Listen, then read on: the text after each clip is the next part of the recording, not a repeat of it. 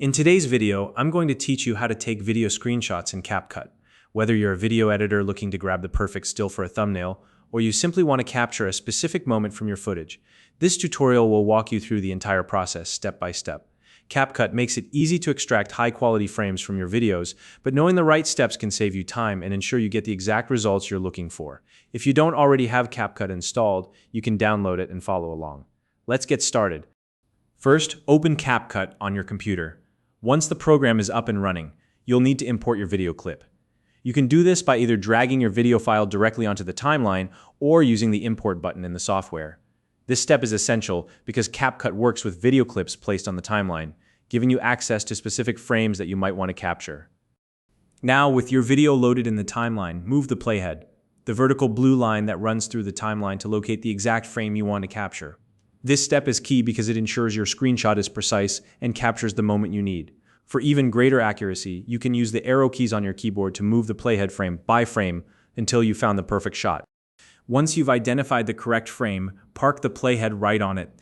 This means ensuring the blue line is perfectly aligned with the frame you want to screenshot. Now, let's shift our focus to the preview window, which is located in the middle top section of the CapCut interface. This is where you can see the video as it plays and where you'll take your screenshot.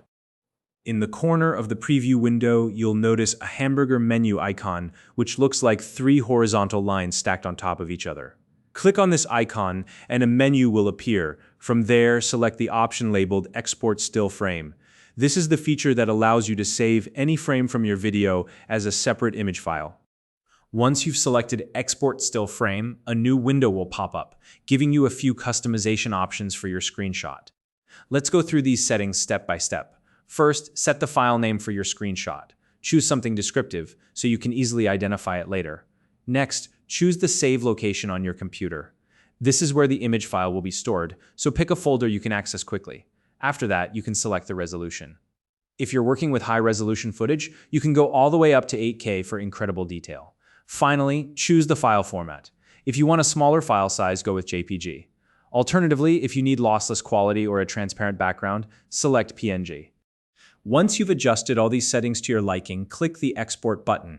The software will process the still frame, and the time it takes will depend on the resolution you selected and your computer's performance. Don't worry if it takes a moment. This is completely normal. After the export is complete, locate the saved still frame on your computer. You can now use it in other applications, share it online, or incorporate it into your projects. If you found this video helpful, please like and subscribe.